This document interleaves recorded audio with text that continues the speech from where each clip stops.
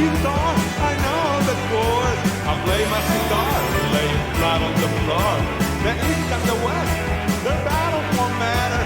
Only the music can settle the score. Rock till you die. Rock till you die. You die all alone, then turning to bone. So rock till you die. Yeah, bones should protect my eyes, and when they eat my flesh. But I got the power to win all the hours to rock my life away. The sound of the crowd, the creak of the bones. I play it so loud with my mates or alone. It don't really matter if my world should shatter. I hold it together in honor to stone. Rock till you die. Rock till you die. You die all alone, then turn into bone. So rock till you die.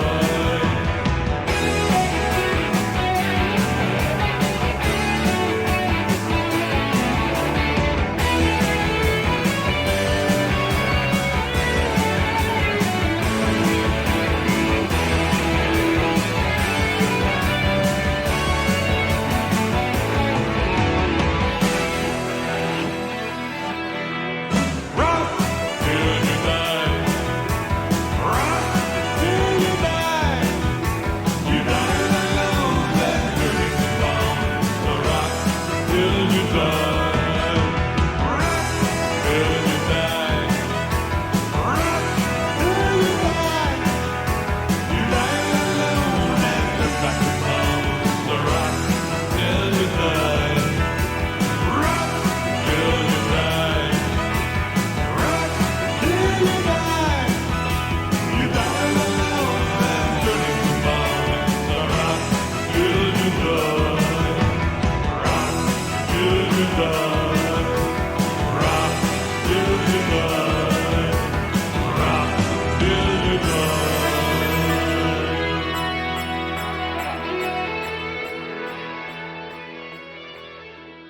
Hey guys, welcome to the True Blue Riffcast with your hosts, Jeremy and Dave. My name is Christine DeBelle, but many of you know me as Susan from A Talking Cat. And as you know, I have to go and get my cheese puffs out of the oven. So have a great time with Jeremy and Dave. See you soon. Hey, thanks, Christine. This, if you've found what you believe to be a certain part of what you believe to be a certain installment of the True Blue Riffcast, you would be 100% correct, because this is the True Blue Riffcast, the number one RiffTrax podcast in the world. I am your host, Jeremy, and somewhere out there is my co-host, Dave. Hey, guys, what's up? Yeah. We should really ask for more reviews. If you like the True Blue Riffcast, go ahead and like us on Apple Podcasts and leave us a 5-star review. Like, comment, subscribe, etc. Yeah, leave us a review. I noticed there's a couple ratings on there, but I don't have Apple Podcasts, so I can't go in and actually look and see if there are any reviews. This one I just randomly found yesterday, and Wasn't it that's from, pretty much November? Yeah, it's from November 20th of last year, and I'll read the whole thing here. It just says, I had found what I had believed to had been certain parts of what I had believed to had been a certain installment of this True Blue Riffcast to had been vulgar, unnecessary, and detrimental, specifically certain forms of language. 2 stars. But 2 stars. 2 out of 5, yeah. So it obviously wasn't that vulgar. It wasn't, it's like usually when I gave us 2. Usually when I get 1-star reviews, it's like trash, garbage. I threw this book in the trash. Blah, blah, blah, like total awful. Yeah. Like people aren't compelled to leave reviews unless like they've had a very bad experience. Right. Shy Guy Jeff in the chat says it's 2022. What isn't vulgar and unnecessary? Well, not this podcast. We're very much not vulgar unless Dave goes off on something. And, yeah, well, we don't do that. Well, the Supreme Court said I couldn't do that anymore, so I don't.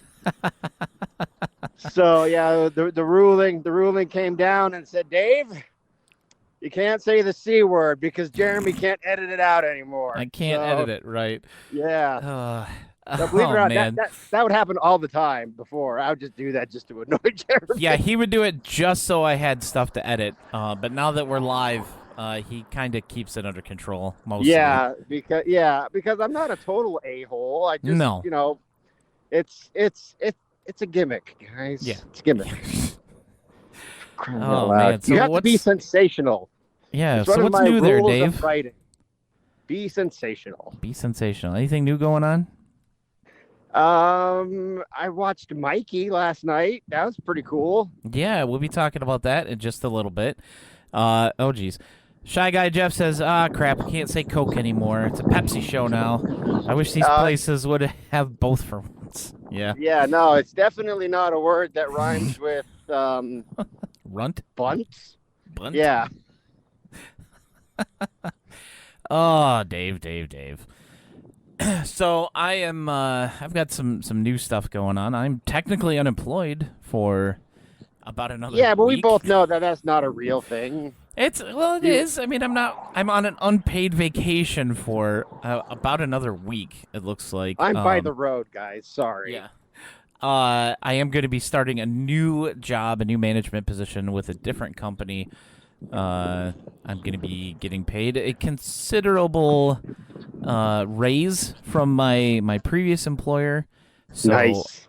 And I won't have to deal with customers like 90% of the time. So that works for me too. Isn't that really the dream? Yes, just to not have to deal with people. Thank you, Shy Guy Jeff, for the grats. Appreciate it. So, up first, we don't really have anything new to talk about for what the hell is James Wen doing. The last thing he tweeted is still the picture of him in the DeLorean from, June 7th, I think you said that was? Did we talk about that? Yeah. I think it got mentioned. It wasn't really anything interesting. Usually he posts some nonsense about... lately it's been Elon Musk, but... that that's right. happened in a Yeah, while. he was trying to pick a fight with Elon Musk for some reason. He's like, I dare you to donate me $1 billion. Oh, you dare? Oh, you dare? Like, well, I don't take you up on your dare, sir. I'm a coward. I think that's what he was trying to do, yeah. But, yeah, so let's just go into the weekend box office from last weekend, of course. Oh, it's going to be pretty bad. As a surprise to no one, Minions: The Rise of Gru made $123 million. Followed up by Top Gun Maverick, Elvis, Jurassic World, Dominion, and The Black Phone taking up 5th place.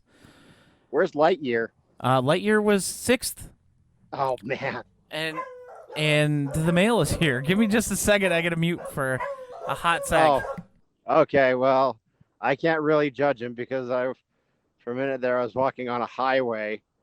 I'm about to go into a convenience mart, and then I'm going to sit my butt down, and maybe there won't be so much background noise on my end. See, I actually walked to the park where I usually do this podcast at. It's usually pretty quiet. You can hear birds and stuff, but like I didn't know that there was like they're building a house down there. Yeah, we can hear some construction sounds. Yeah, you can hear some construction sounds. Shake hands with danger going on in the background. Yeah, so. But I'm not surprised Lightyear isn't doing very well. I personally am of the school that it's completely unnecessary. What's completely unnecessary? Lightyear, the movie. Oh yeah, I think totally. it was unnecessary, and I think that's part of the reason why. I mean, everybody just assumes, oh, hey, it's a Disney Pixar movie. It's going to do gangbusters. We didn't need this one, guys. I mean, it looks fine, and I'm not saying that means it's going to be bad. I'm just saying it didn't need to be made in the first place. No way, not at all. But I seriously doubt it's the worst movie they put out. It's got to be better than Cars 2, or I know that the people have speculated there are some controversial elements that contributed to it. And maybe that's true. I don't know. I don't really care about that. I mean, there's an But I entire think- political party mad at Disney right now, so it's no Yeah, surprise on that hand, too, that it's also struggling a little bit in the box office. But Yeah. It's. I think that you got to factor in the fact that they fired Tim Allen on that, man. yeah, that's also kind of weird because he's always been the voice of that character, and now he's not. So Also, I think we kind of have to take into account. What am I saying? Buy my books, everybody. I know words. he's good with words. Take into account that it's a Toy Story spinoff. Yeah. And it's 2022.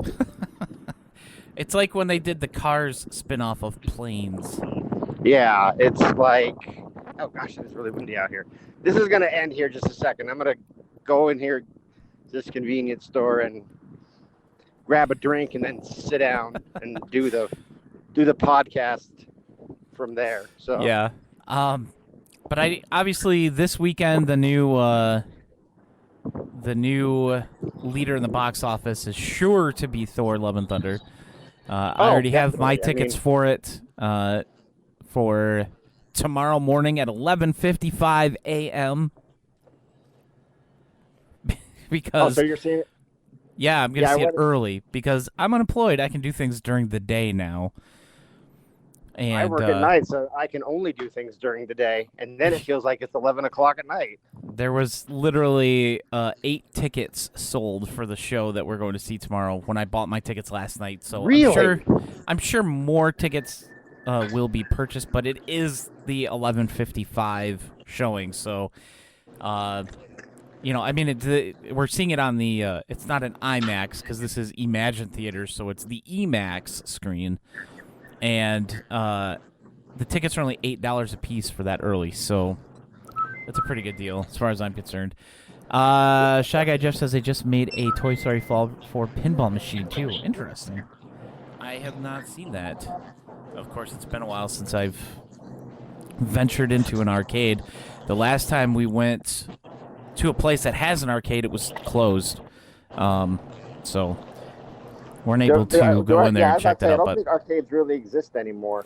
They do. They're just part of larger businesses. Like this one is, it's also a bowling alley, and a restaurant.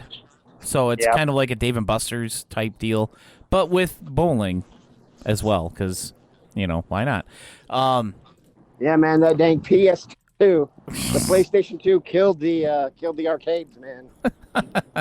But I am looking forward to seeing this movie. What was I doing? I was gonna open something up on here. Okay, this wasn't such a great idea. Today on the True Blue Riffcast, Dave wanders around, looks for a quiet spot to do the podcast because people are building all around him, and it really sucks now. Hey, as long as we can get some helicopter noises and maybe some dogs that aren't mine, we'll be doing all right. But of course, this week's movie is the newest release from RiffTrax, and that's a film from 1992 called Mikey. Yeah. Jeremy, what did you think of this movie? This movie felt a lot, for whatever reason. To me, it made me think of Ice Cream Man.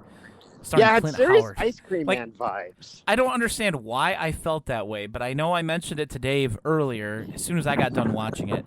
And he was like, yeah, I thought the same thing. And I'm not sure if maybe it's because it's the kids involved also, because that had a lot of kids in it. But this movie was 100% a early 90s direct-to-video movie. All of the movies from that time period, from the early to mid-90s that were direct-to-video, all had this same look and feel to them. The same feel, yeah. And this was 100% one of those. Yeah, I mean, you can tell, early on, I was early on in the movie, I thought, is this 80s or 90s? And then about 10 minutes, well, maybe not 10 minutes in, but definitely 5 minutes in, it's like, oh, this is 90s. This is early 90s, 100%. Yeah. But no, I think the reason that it very much is like Ice Cream Man is the reason we thought of Ice Cream Man is like the kind of movie it is. It's kind of like horror flick. Yeah. Kind of. So, I mean, it's definitely a thriller in air quotes. Yeah, I think it's one of the more competently made movies we've seen from RiffTrax here lately. I mean, I would say that like this movie, you know, I think it's very much it's like one of those retro RiffTrax releases from the year 2018. You know, like it kind of feels like it belongs in that era with Ice Cream Man and what else was released that year? Spiker. Yeah. A Talking Yeah, it definitely Cat. feels like it came out around that time. Yeah, so I mean, like, I actually like I watched this and like I didn't know what I was gonna think, but I thought it was real. I thought it was a real treat. I thought it was delightful. To me, it's like, you know, old. You know, it's just kind of like, you know, like it matches my number one movie selection criteria already, and the fact that it's not a futuristic dystopia with garbage cans on fire. Yes. No burning garbage cans involved. So already you've got me at 50%. And it's really well, I mean, it's stupid, but it's really well made. And there's an actual plot. Yeah. Yeah. A lot of times we, especially recently, we haven't gotten that. No, Dave, no. you're so windy today. I know, I'm sorry. I didn't expect for this to happen. Yeah, usually it's not too terrible when you're out and about. No, it's guys, I'm sorry. I have to apologize for all this. Everything. I feel He's terrible. apologizing for everything ever. So yeah, this movie did actually have a plot. It had a coherent, mostly, story about a psychopath child who decides after he gets caught in the basement setting fire to newspapers to show his little sister. He blames his little sister for it. The mom smacks him in the face, yells at him, and then goes upstairs, gets in the bathtub. Which is a recurring theme, is moms in bathtubs. Hot moms in bathtubs. Yeah. Meanwhile, little Mikey decides that he's gonna, murder his entire family. Yeah, and that also a recurring theme. Yeah, he takes the doll from his little sister, and she chases him through the house. He goes outside. He gets on the diving board in the pool and drops it in the pool, and then moves so she can get on the diving board to get it. And as he's taunting her about her doll drowning, he's like jumping up and down on the diving board to shake his sister off into the pool. Yeah, but you just hear you hear a splash and then like some bubbles. Like blah, blah, blah, blah, blah, blah. It's like she drowned pretty quick. And he just stands there completely stone face, not even Like, moving. Then he goes in the house. He might be. Guys, this guy might be the biggest psychopath in the history of RiffTrax. I'm not kidding. I mean, yeah, it's bad. He walks in the house. He goes in the bathroom where his mom's taking a bath, and she's like, "Didn't I tell you to not?" And he's like, "Didn't I tell you not to die?" And he drops a blow dryer plugged in. Now, was it his mom? For some reason, I got the sense that they were like adopted again. Yeah, it's third or fourth set of foster parents. Yeah, it's more foster parents, but she is technically his mother at this point. And then Dad comes home, and Mikey had put all these ball bearings on the floor, like these gigantic steel ball bearings on the floor. And his dad just walks in the house and like Home Alone steps on him and stumbles through a plate glass window. Like a Mikey clown. Like a smashes, circus clown. Yes, like a clown. And then Mikey comes out with an aluminum baseball bat and smashes his face in. And then he hides in the closet and says that some guy broke into the house, and I was at the park, and I came back, and he was leaving, so I ran and hid. And That's what Jeffrey Dahmer said. yeah, so he goes to like a psychiatrist or whatever. They take him there, and they're like, "Oh, the best thing is to get him readopted immediately." Yeah, and they because literally every adult in this movie is an idiot. Yes, they're all stupid. They're all morons. Like they. Oh, they dump him in with this family. Clearly a psychopath. Oh yeah, and Mikey. I'm sure that's not his real name anyway, and we'll get to that. Yeah. Towards the end of things here, but he gets adopted by these people who the mom apparently works from home, and she does aquarium fish? landscaping. Yeah. She aquarium landscapes. She's like entrepreneur of the year. They have that house, and she can do all that. And I don't remember what the dad does. I know he does something because he comes home late. Let's say toward the end of the film, patent lawyer, like Calvin's dad. Okay, sure. Let's just go with that. Sure, because why not? he's got serious Calvin dad vibes. Yeah, if they did mention it, it's gone already. But I don't think they did. I don't seem to recall them mentioning it at all. So it doesn't matter because they're all dead. But yeah, he meets the neighbor kid. When he shows up at the house, because they're he's around an the same actor age. We know, isn't he? We've seen him. We've seen him elsewhere. I don't remember. I know the kid from Mikey. He was Alexander in Star Trek: The Next Generation. He was. And, yeah, wait, he was. Are you serious?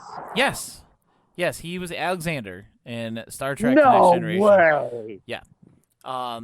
And then that little he was white also... kid was Michael Dorn's kid. They tried to pass him up.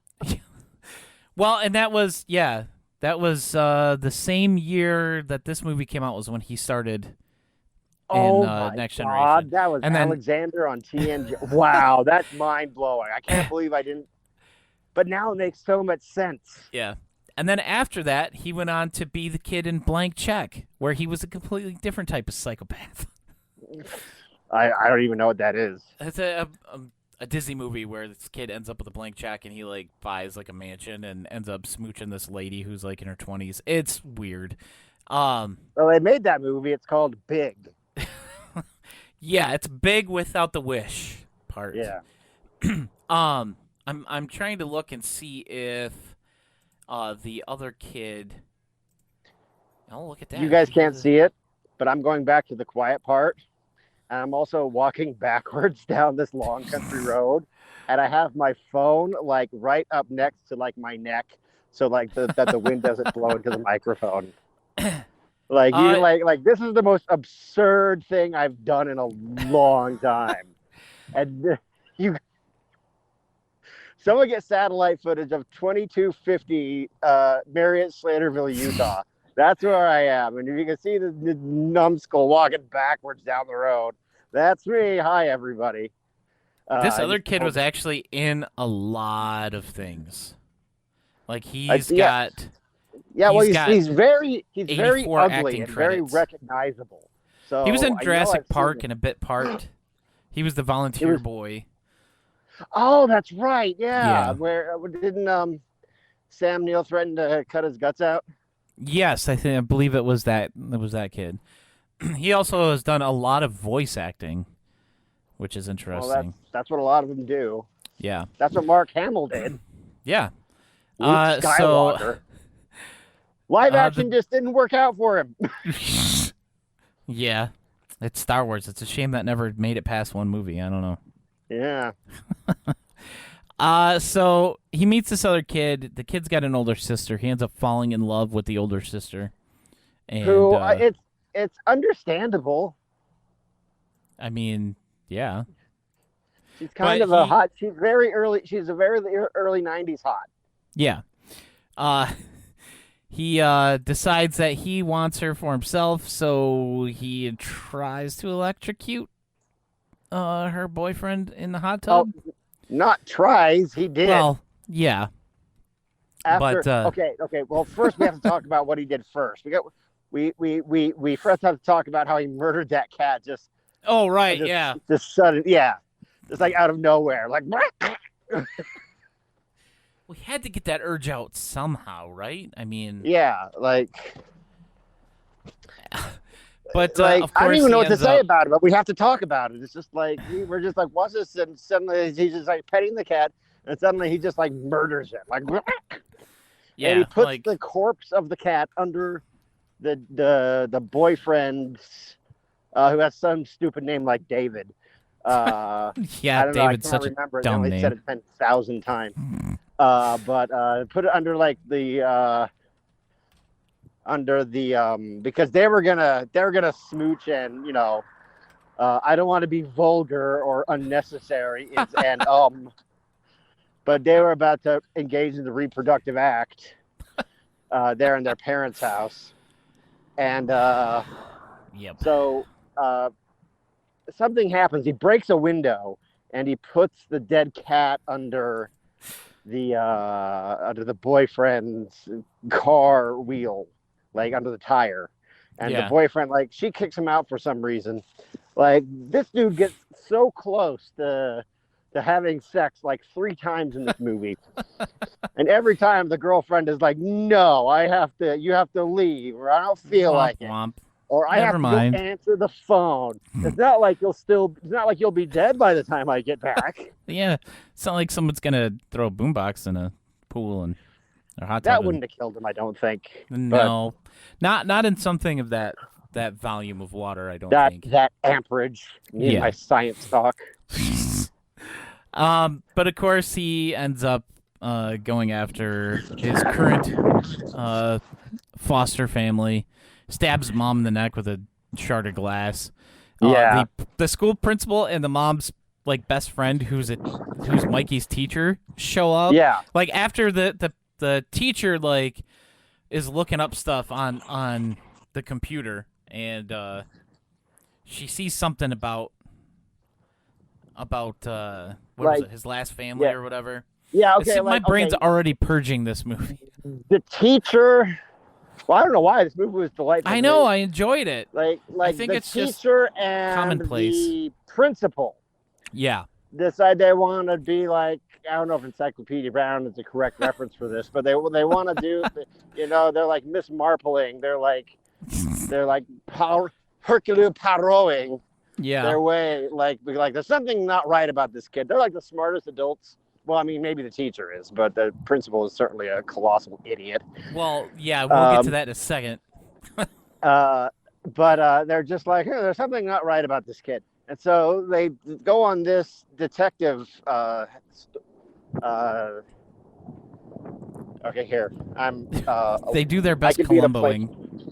Yeah, Columboing. Yeah, they're just so, and they figure out like, oh, there's something weird about this kid. But I don't know where the principal of all people gets off on thinking that anybody is weird or a homicide when he has the skeleton of a dead child in his school. Yeah. What? Where? Like it's not a classroom teaching skeleton. It's an actual bones of a dead child. Now in the scene where they introduce this thing, and clearly, like, they're setting up that they're going to use the skeleton. This Chekhov's skeleton. If you show a skeleton in the second act, you got to use it by the third. Yeah. You think as the audience member, when you first see this skeleton, you think it's a teaching skeleton. Yeah, because that's exactly what it looks like. Yeah, and the and the kid wanders over to it. Is like, is it real? And Principal Shirts versus Skins there says, well, yes, it's very real. And I'm like, huh? That's like, a real okay, the skeleton. principal's messing with the kid, right? That's kind of what you think. No. Yeah, that's maybe. But no, I mean, like, that's horrible. And we find out the truth about this at the end of the movie, and the fact that it is actually a real human skeleton, that belonged to a child, because Well, after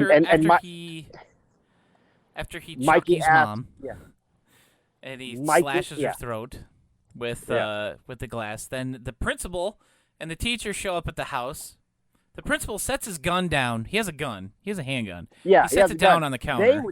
They went to this house loaded for bear. They were going to kill this child. Like, he puts the gun down on the counter, and Mikey picks it up, takes all the bullets out. Okay. Yeah. The principal then picks the gun back up, confronts Mikey. Now he should be able to tell at this point. He should be able to tell that the clip is empty. I'm just saying. It was a little tiny revolver. Like, yeah. If you don't look in the chamber to see if there's any rounds in there, like, come on. Yeah. But he points the gun at Mikey, and he just goes click, click, click. Click, no click, emotion click. on his and face. It's like he doesn't care. Yeah, it's he's like, I'm about to murder this child. Oh. Fine, click, click, click. He has the same expression as Mikey does when he kills people. Oh yeah, now Mikey, like they're faced off. Mikey has a bow and arrow. Yeah, with a practice tip on it. It's not even like a broadhead or anything. It's the same one that they use. But like, and he shoots the principal in the gut, and the principal's like, "Oh, this is fine," and falls over and dies. And then earlier in the movie, they had set up these stupid marbles, like this fourth grade class that they're in is obsessed with marbles. It's like their favorite thing. It's like a marble. It's like the year of the marble there at, Yeah, because in the early '90s, marbles were all the rage. Palo Alto Middle School or wherever it is. Yeah. I knew they were all the rage in my school in '92. Oh yeah, like marbles and yo-yos and all. Yeah. Yeah, Pogs. Well, Pogs wasn't until a few years later. Pogs was a little bit after that, but still. Yeah, Pogs was like 95, 96. But what was I saying? Oh yeah, so yeah, they set up these marbles, and these marbles are huge. And I think they showed Mikey stealing some from the classroom, and he has a slingshot. And this is actually one of the best shots of the whole movie. Yes. Which is why when we get to the ratings, I'm going to give the cinematography in this movie high marks. Yeah. Many things about this movie get high marks, but the cinematography surprisingly. Yeah. Like they be like, he does some quip. I don't remember what it was. He's like, "Can you teach me one more thing?" And she's like, "What's that, Mikey?" And he's like, "How to die." And he just and I guess it like gets her in the face. It hits her in the eye, right in the eye socket. Right, and she goes down. So because that's gonna kill you, right? Okay, you don't get hit in the eyeball. So with a marble. in this new house, I think so. Okay, so the kill count so far, Mikey kill count that we've seen, he killed his original family. That's 3. Yep. Then he killed the boyfriend as a kill. Okay, we'll count the cat as a kill. So so that's 4. Boyfriend is 5. Killed the boyfriend who's 5. Killed the principal who's 6. Teacher who's 7, and his new mom who is like really like 4 or 5, but now for this she's 8. Yeah. So it's 8 now, right? Yeah. And then Dad comes home, and dinner's all set at the table. Yeah. And it's mom, teacher, principal, and then the child skeleton from the classroom. The child skeleton. I don't know how it got there. Holding a butter knife in his hand. And the dad. Yeah, okay, so the dad comes home and just like gawks at he's completely horrified. Like, oh. And so Mikey's outside and he lights it's a Molotov cocktail. He likes a Molotov cocktail. I don't know where he got this thing from, but he lights a Molotov cocktail, throws it in, and the house just like totally explodes. The house just blows up. Like he opened like a gas line or something. Yeah, it was pretty amazing. Yeah. I was highly entertained. I was not expecting the whole house to explode like that. I was like, this whole house better go up. Yeah. Well, I thought it was gonna burn, but I didn't think it was gonna go. Like explode like it's a bodega in the Marvel universe. But it just like went, man, kaboom. And then we get a little epilogue. Yeah. Where I think are we talking about the one with Jessie, the blonde chick, or the one with the new parents? No, the one with the new parents. There's a Okay. little bit with in the immediate aftermath. Like the firemen are there. We see like the neighbor lady with her 2 kids because for some reason Mikey didn't actually kill the other child, which I was really expecting him to be dead by the end of the movie. Yeah. And probably the girl too, and kind of a, well, if I can't have you, no one can type of thing. And he didn't actually kill her, which was surprising. I mean, like I was kind of I was expecting him like you. I was expecting him to, but at a certain point, like when he kills his second mom, it's like, and then he kills the boyfriend. It's like, okay, he's gonna get everybody. Yeah. And like, oh, one more thing before we get to the epilogue. See, he was dragging the bodies around. Like that child has that much strength. He was what, 10? I think he was supposed to be like 10. Yeah. A 10-year-old's not going to drag like Carry he's around not the Omen. He's not going to have that. He's not supernatural Damien. strength. Yeah. Even though he acted like him a lot. Yeah, he's like he's a psychopath, man. Yeah. But anyway, so they say they'll be like, "Did you find Bobby?" He's like, "Yeah, well, we found this skeleton in there, so we're going to assume that it's Bobby." Or not Bobby. What's his name? Mikey. The title of the film, Mikey. Yeah. Is we're going to assume that it's Mikey, even though like there's no reason to think that, because if we look at it, forensics will know that this skeleton will have been dead for a long, long time. But remember, all of the adults are morons. Yeah, just like, and he's the only one that had literally all of his flesh burned off. Yeah. And all his muscles, everything was gone except his skeleton. No tissue whatsoever. Yeah. So anyway, he goes out, I guess, like, so we cut, I think it's at like an adoption agency. There's like a... Yeah, it's like another foster place. Yeah, so it's just like, well, we found this guy by the side of the road and he had amnesia. He was walking down the highway. Instead of trying to find out where he belongs, we took him in and gave him a new name. His name's Josh. And then these 2 other morons who are going to die said to be like, oh, yeah, totally. We love Josh. What a great name. It's like, really? It's like, it's one of the most common male names of kids born in like the 70s and 80s. But all right. That's why they like it so much, because they're very basic people. Yes. So they'll be like, oh, we like sight unseen. Would you like to see your new son? You've agreed to adopt him, but you've never seen him before. And so he comes in like, hi, I'm Josh. Are you my new mommy and daddy? And these 2 like beyond middle-aged people. I don't know what they're doing. It's like I can understand if you want to adopt a kid that age, if you're like maybe my age, if you're maybe like early 40s. But if you're in your 60s and you're adopting a 10-year-old, what are you doing? Yeah. Yeah, they were up there a little bit. They were late 50s, early 60s for sure. But yeah, that's Mikey. That's that's the plot. That's the end of the movie.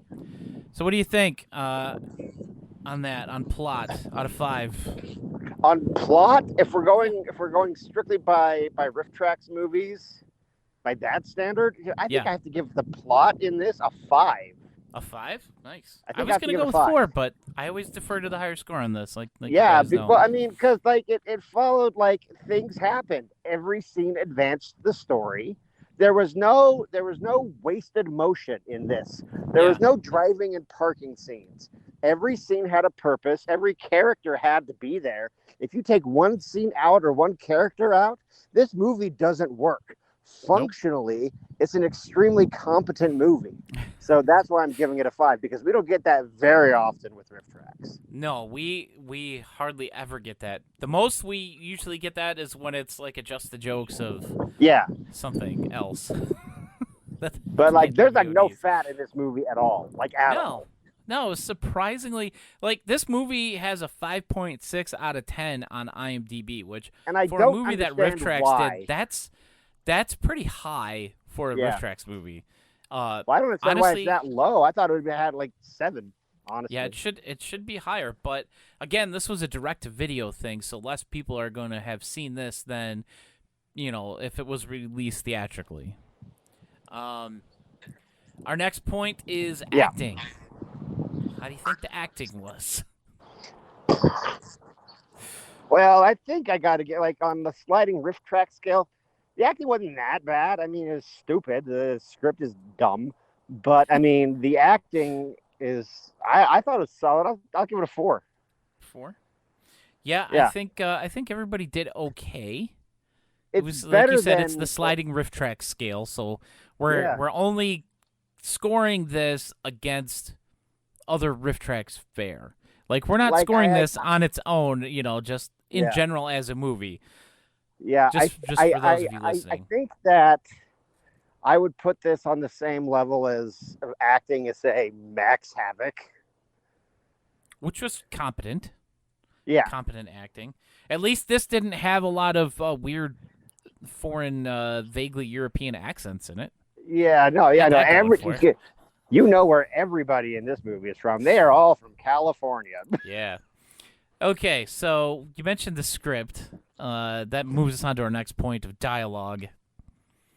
It had a few like classic style quips, like teach me how to die.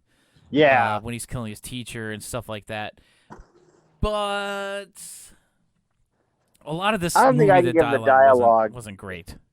I don't think the dialogue. I don't think I can rank the dialogue as high as No. plot or acting. So I'll give it No. a 3. A 3? Yeah, that's Yeah. about where I was. I was about 2.5, 3. Okay, now Dave, this was the one you wanted to talk about: cinematography. Oh yeah, it's just like Well, I mean, it's not like Lord of the Rings. It's not like swooping vistas Again, we're Or- scoring this against other RiffTrax Yeah. movies too. or so- anything like that. But the cinematography is definitely, like it's ambitious for what it is. Like I said, that marble shot just kind of like blew me away. Yeah, I in wasn't those movies where they shoot an arrow and it's like a tracking shot of the arrow, where like Yeah, it's this was attached, the camera's attached to the arrow. It was like that, except the marble was center frame, and it was just immediately directly behind the marble all the way until right before impact. Yeah, it was pretty exciting. I think I'll give it a 5, just for that shot alone. All right. The editing, we already kind of mentioned this with the plot. Yeah, They couldn't really. It was coherent. It yeah. was cohesive. They You're couldn't not have really you're not chopped ever anything else lost out. in this movie. Yeah. No. Which in a lot of RiffTrax films, you're not going to understand what in the world is going on at all. Like, Things and Suburban Sasquatch. Yeah. Well, Suburban Sasquatch, you can kind of figure it out, but Yeah. Well, I mean, this movie was shot by real pros. I mean, you could tell this was a quality production.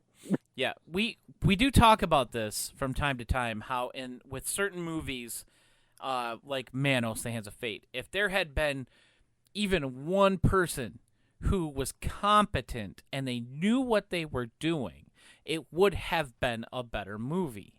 Yeah. In this movie, the people that made it were competent. They Yeah. knew what they were doing. Like, So- there's no way around it. It's not a great movie. No, But it's not. I against, mean, the majority of RiffTrax fare. yeah, I would give it a 4. I don't think I'd 4. give it a It's- 5, but It's on the higher end of things here. yeah. The effects were fine. Yeah, the effects were okay. I mean, it wasn't anything mind-blowing. It didn't have... I mean, there was plenty of blood, but a lot of it we saw after the fact, like on the walls and whatnot. Not all that unnecessary, vulgar, blah blah blah. I don't Yeah. know. I don't even remember what that review said. Not brains splattered and organs ripped out. I mean, the mom had a shard of glass sticking out of her neck at the end, and that looked pretty good. We got to see her. We got to see her nipples for some reason. Oh, after we get done ranking, that's another thing I want to talk about. It's just like like Mikey loves to walk in on his hot mom's bathing. Yeah, he did it Like, what's the a deal couple with that? times. Well, because one, it's not his they're not his real mother, and two, he's a psychopath. So Yeah. I mean, do you need a reason beyond that? Yeah. Like, First mom didn't care at all. Second mom was like, she cared a little bit. yeah. So what do you want to give effects? I'm thinking like a 3, maybe 2.5. Yeah, I'll go 3.5. Just because there wasn't a lot, but what'd you say?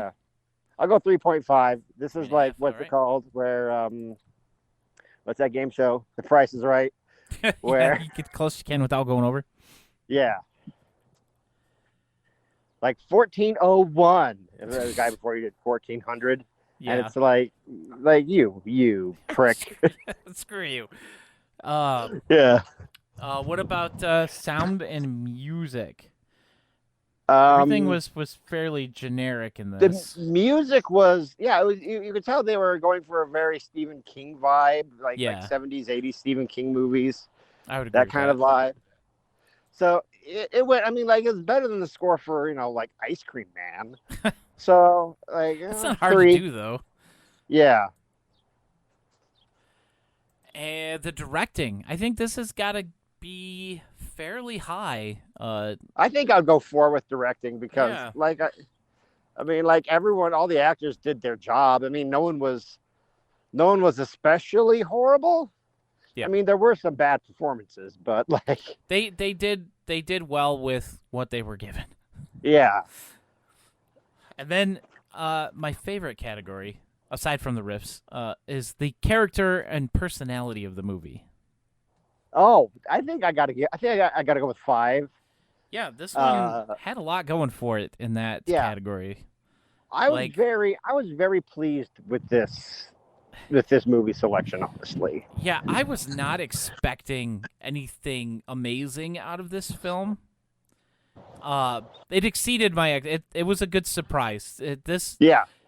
Almost as good as a surprise as when we got Spiker.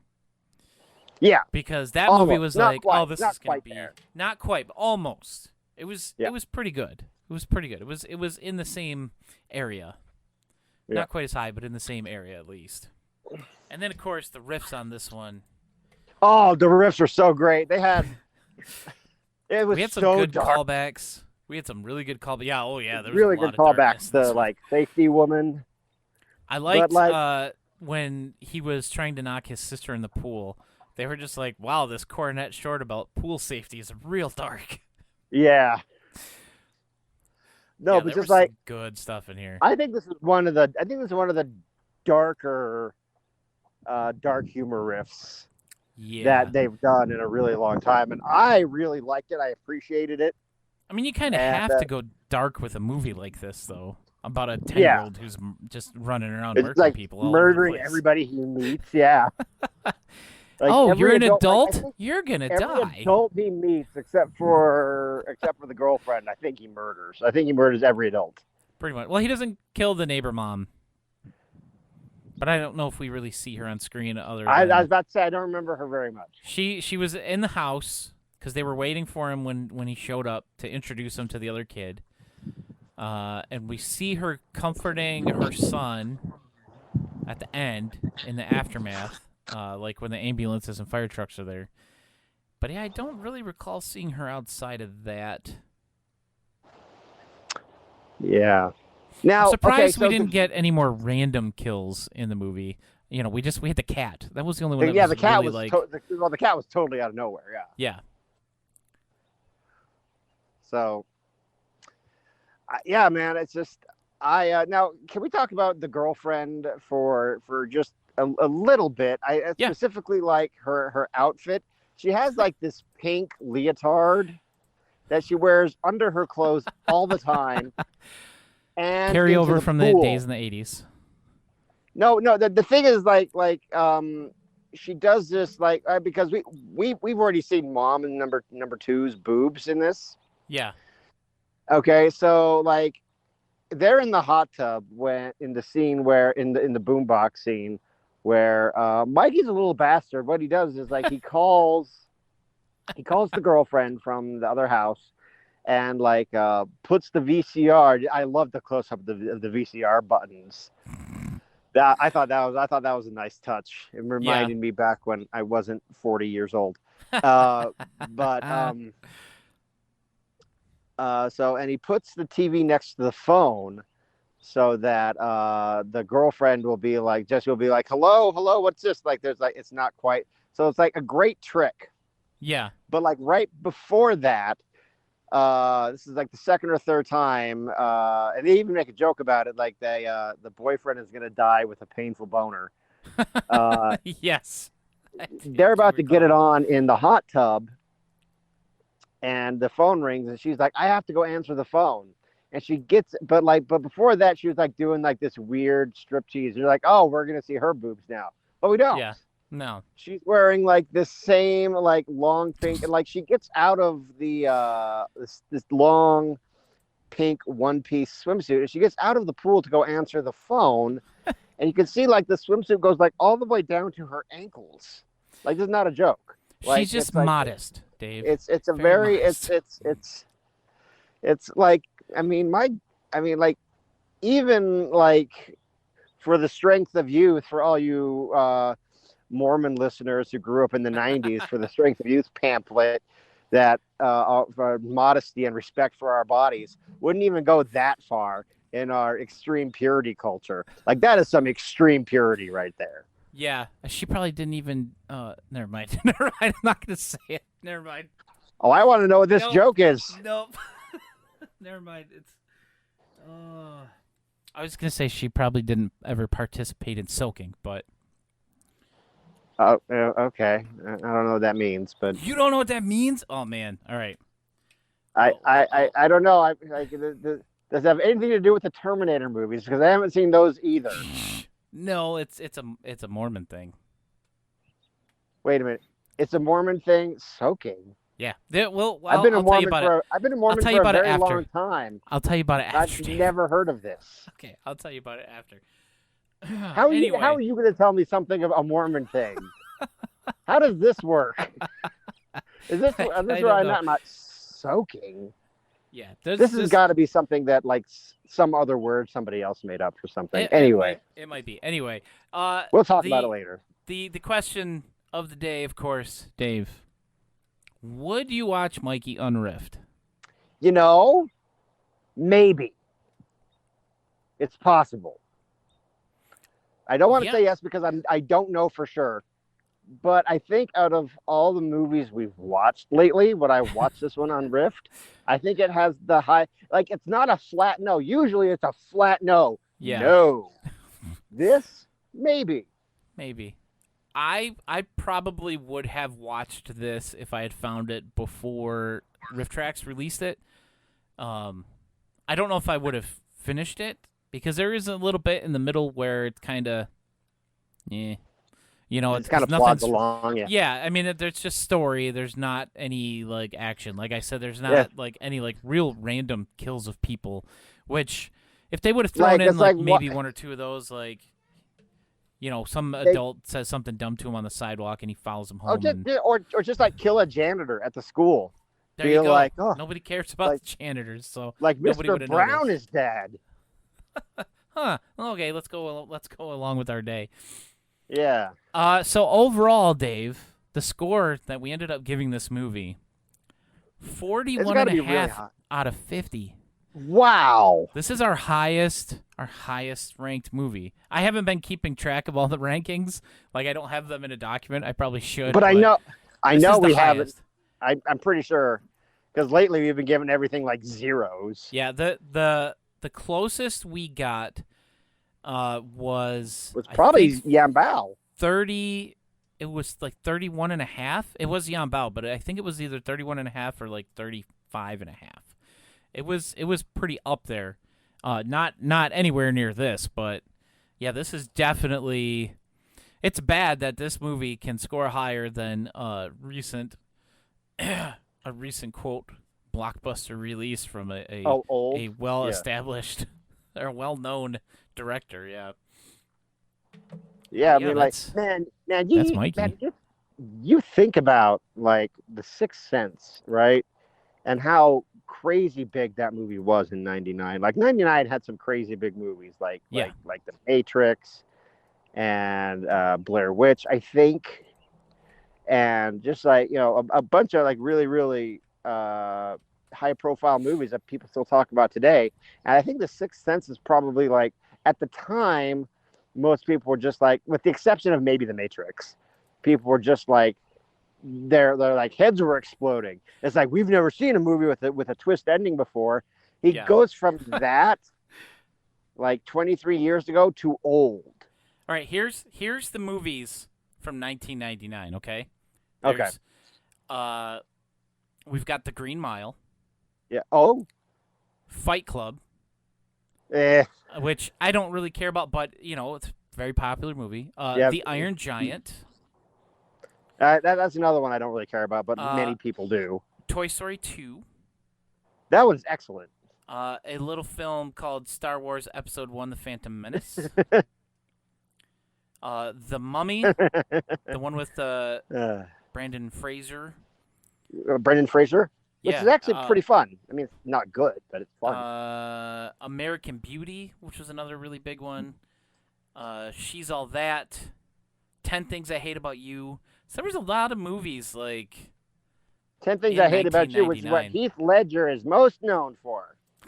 and nothing else. And American nothing Pie else. came out in 1999. You know what? I thought that movie was funny when it came out, because it was just like the second time I had seen boobs in a big movie theater. Yeah. The first one is clearly Titanic, but now I resent its existence because, and I think you know why. There's one line from it that I wish everyone would shut up about, and it. Are you This gonna one give it? time. Just give it. Yeah. This one time at band camp, Yeah. everyone People still stop Stop do it. that. Stop it. It's not funny. No. It's really not.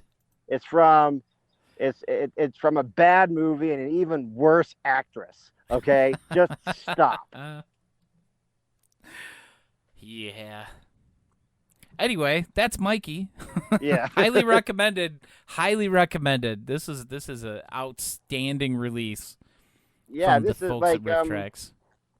yeah, I know I've been Mr. Complainy Pants for the last few months, but this is like this old. I think there was a couple other ones this year that were just like outstanding. That's just like, yeah, thumbs up, do more of this. Yeah, this was a good one. This was a very very good release that I never would have saw coming. Yeah, Again, I'd never heard of this movie, so it's a very solid 2018 kind of entry, yeah, which I appreciate. yeah. And we don't get this quality of movie Very anymore. often, no. I mean, Which I know is something that- weird to say when it's, you're talking about RiffTrax, but yeah, we don't it's get not stuff like this. It's not Winter Beast. Oh God. Thank you. And it's not Things. And it's not Copper Mountain.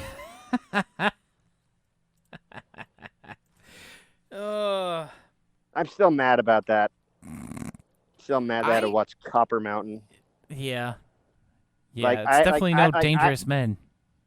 No, I love Dangerous Men. I actually listen. I did something that I rarely do, and I listened to our podcast back, and I listened to some of the old ones, from 2021. Yeah. And I listened to the Dangerous Men ones, and I just remember just how much fun we had talking about that. And it's just like Dangerous Men, man. That was a really, really, really good one. It's like there's All right. still stuff out there that can just like blow us away. Yeah, and it's I love it. I love it when it's something I've never heard of before, and Yeah. it's just here we go, and it's amazing. I just had somebody redeem Talking in My Sleep. Van Poolerman, thank you. So I'm going to this is a new thing that I added to my Twitch as a channel point reward. Basically, I talk a lot in my sleep, and my wife, she chronicles it. She types it out on her phone. We have like 3 full documents on the note app on her phone. That's me talking in my sleep. So I need to find a good one. Or maybe even a bad one. Or well, they're all bad, but I'm trying to find oh, here we go. Here we go. You're going to like these. These were both on the same night, so I'm going to do these. Okay. Right, the first one. Yeah, he's real busy. He's always on his telephone. I'm not really sure what he does.